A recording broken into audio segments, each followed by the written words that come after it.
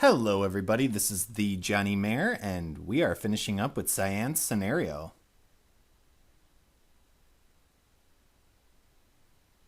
Well, they came to us too and told us to come help you.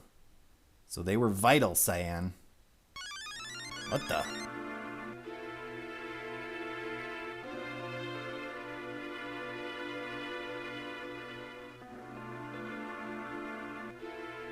It sure is.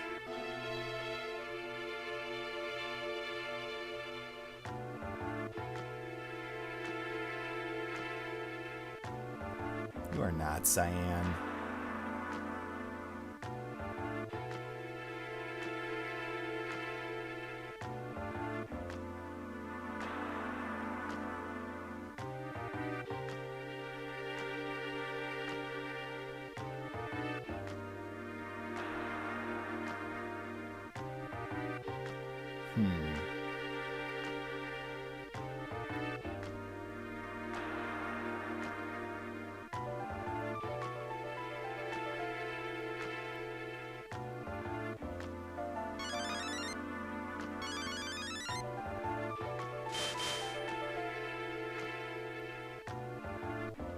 Losing them again.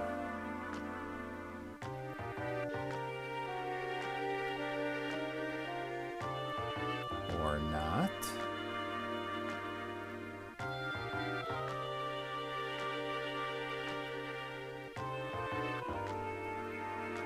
Apparently they became a sword. And hello, that looks like magicite.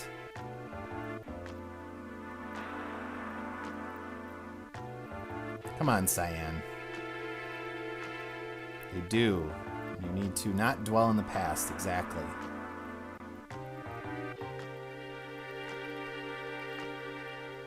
All right. Cyan's swordsmanship obtained its peak level, which means we now have all of his Bushido or sword tech abilities up to level 8. So we have some really good ones like the Tempest, which is a 4-strike combo, and then the ultimate skill, Oblivion, which instantly kills all enemies on the screen, and it's actually a pretty decent ability. It has a fairly high hit rate. So I kind of think Odin from the previous Final Fantasies, except we can use it all the time. As long as we charge up for it. It takes, about a minute in battle to actually charge up to the 8th level of his little meter. And then we also get Alexander. Pretty decent magicite. Pretty powerful in-battle attack. And then teaches you Holy and some healing abilities. So, nice addition to our little collection. And I will meet you guys outside after switching out my party. Alright, so I switched out a couple party members, and you might notice that I no longer have Celeste or Sabin in my party. It's because both of them have obtained Ultima. I did another 50 battles just then towards my Cursed Shield. So I'm at roughly 200 battles, only about 50 more to go. And our next area that we're going to go to is actually Jidoor. So this is where I got the sniper weapon earlier so that I could get the fire jacket in the Colosseum for Sabin and Edgar. But for now, we're going to actually do the scenario or task that we have left to us in this town. And of course, they give you little hints about different characters like Cyan and the fact that he was at Zozo. Come here. Buddy, come here. You saw Emperor Gestal? Oh, a painting. Okay. So yeah, there's a painting of Emperor Gestal, and it was collected by Owzer, who is an art collector. He's the one that owns the massive mansion up here to the north. And that was the painting that was commissioned for the guy in Albrook to paint during the first part of the game. So why don't we go look at that painting? Okay. And a diary appears out of nowhere. I guess we'll read the diary, sure. We have no scruples. New painting that he can't keep on the first floor. Well, that's important. We need to find that painting. Yes, he's quite the critic of art, isn't he? Here's your clue about the light switch that you can flip now to turn the lights back on. And that's what you have to do to be able to get up the stairs.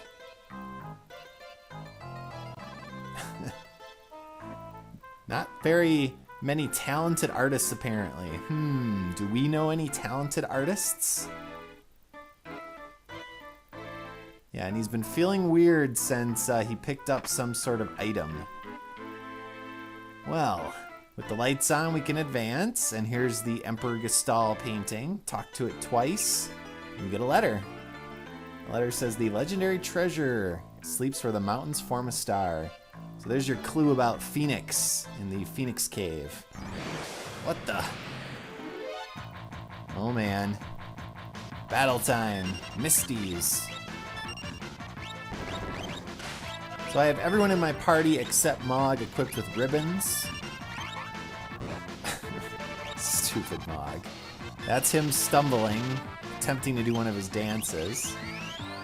Well, thank you, Misty. Apparently they like us. They've been hearing us. And for the most part, most of the enemies in this area are not going to be that Mog difficult. It'll just take a little bit of time to kill. And even though we're going to be avoiding random encounters, we're actually going to be forced into a bunch of battles, kind of like this one, in this area. So be ready. Have your characters equipped well, and make sure to keep an eye on your status so that if any of your characters are going to level up, they will get bonuses from your espers. Very dark and gloomy place, isn't it? And we're going to get into a battle right here.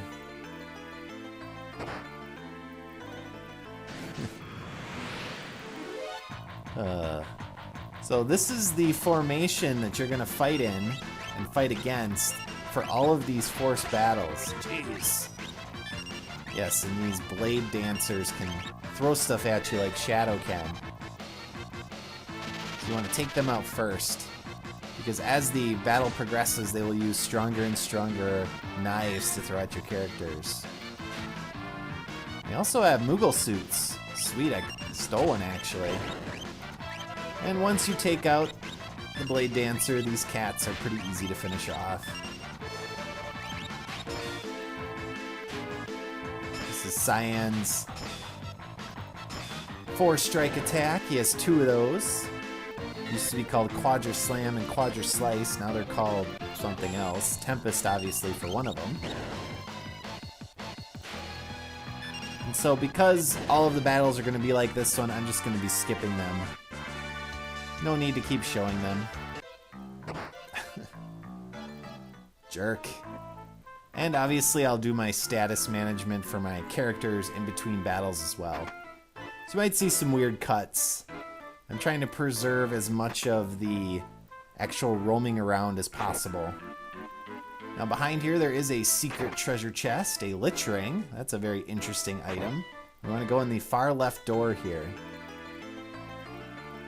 And this will take us to a very interesting room once we go through this door. And that's a treasure chest room, so you can get all of these treasure chests by going underneath them. The trick is you'll have to actually fight in a battle each time. And there's not really much of use in any of these chests. Little money, some weaker items, etc. But why not? Let's do it. It's not like you guys have to sit through the battles, it's just me. Again, keep an eye on your levels. Make sure characters are getting their Esper bonuses. Now, we are forced into a fight right here, and this one we have to do. And so the still life.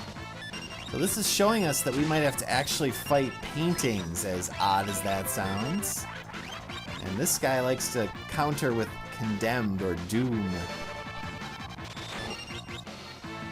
So that puts a timer on all of your characters, and if that timer reaches 0, it kills that character. Hopefully we can kill it before that happens to any of our characters. Well, these are weak against fire, but I do want to conserve my resources for the boss of this area. And that lich ring we picked up is a very interesting item. It actually makes your character undead. And in the original version, there was some interesting kind of effects you could do related to that lich ring. Obviously, when you're undead, you're impervious to physical attacks that are KO-based. So, for example, you can't be instant killed. But you also can't be healed. And you also can't be revived, basically, as long as you're undead. And we'll save here. So you kind of have to keep that in mind when equipping it. Alright, so let's take on the boss of Owzer's Mansion. I have no idea what's going on in this sprite here. I can't tell what part of that is actually Owzer, but that looks like Realm. I think the yellow part at the top is his face. And then his hands, maybe? I just can't tell. And apparently, since he brought in Realm to paint this picture, a demon came in and kind of took over the painting of this goddess called Chatternook. So, of course, as you might expect, we have to take on Chatternook. And this is a little bit of a strategic battle. So you're going to be facing this goddess painting. And then Chatternook is a demon, and he's going to phase in and out of the battle. And you don't want to attack the goddess, because hurting her will not help you win this fight. And in fact, she has an auto counter each time you attack her. So, attacking her basically just harms you. But as you can see with that lightning in the background, it's switching over to the actual demon. And once that happens, go all out. Weak to fire, so fire spells, flare, whatever your strongest attacks are. It's not going to work against Mog. He has a Thunder Shield. 4,000. Awesome.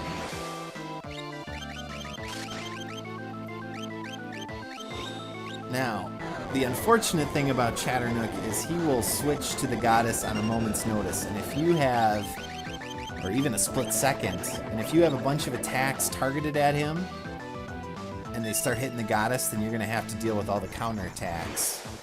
So it's really a good idea to kind of go a few attacks at a time. Jeez, almost 7,000 damage. Who needs Ultima?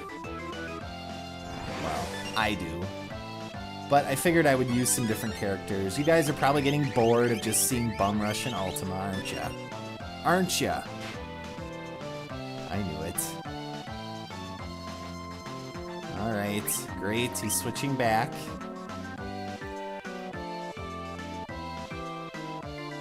And of course, I'm going to hit her with Fire 3. And this is the attack she uses to counter Poltergeist. Basically, it's just a reverse regen attack. It saps your power over time. Okay, so there's Chatternook.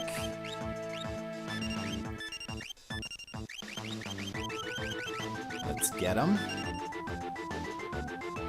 Oh, you're kidding me! Yeah, he just switched right back. Jerk. See how quick that was? Ridiculous.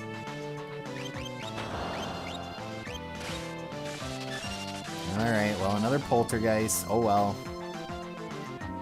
That's not really anything to worry about too much. Because as you can see, it only takes off about 30 to 50 hit points per round. Now, the thing to worry about with her is she has that Entice ability, which will force one of your characters to attack the rest of your characters.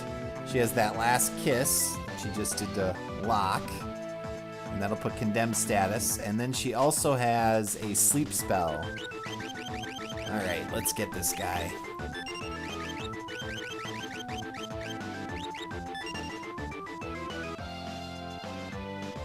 Oh. You son of a bee sting. He did it again. For frick's sake.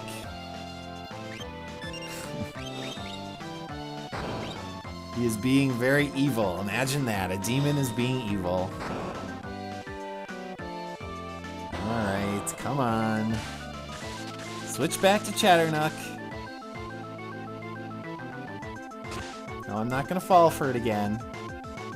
Fool me once, shame on you. Fool me twice, shame on you again. Fool me 3 times, shame on me. I think that's how the saying goes. Alright, let's revive Locke. And hopefully the demon will come back out soon.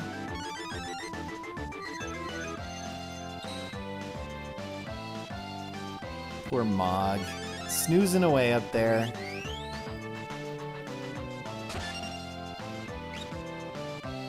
Okay. Actually, I want to try to wake up Mog here. Oh, so now he's going to stick around and use his stupid flash ring.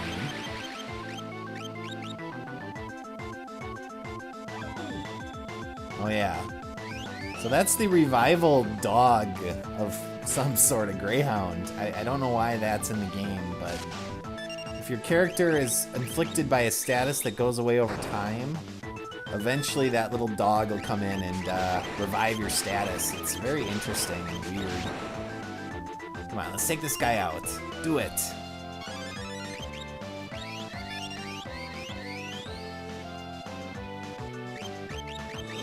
Little flare. We got a Fang coming in the works too. And also I think I did a Fire 3 with Edgar.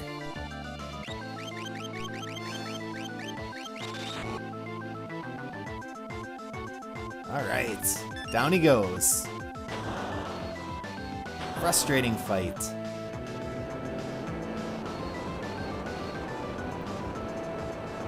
And our spoils for beating him? Just some magic points. But the real thing we get is Realm, so she rejoins our party. And then we also get a new Magicite shard. That's the old Shrapham, I think it was called, something like that, and now it's called like Lakeisha or something like that. I've never gotten a handle on these Esper names too well. Lakshmia? Lakshima? I don't know. Whatever it is.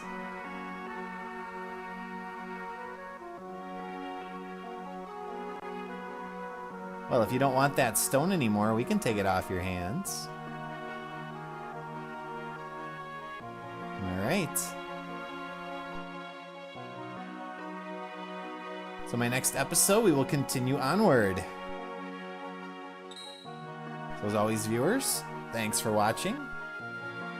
And I will see you next time.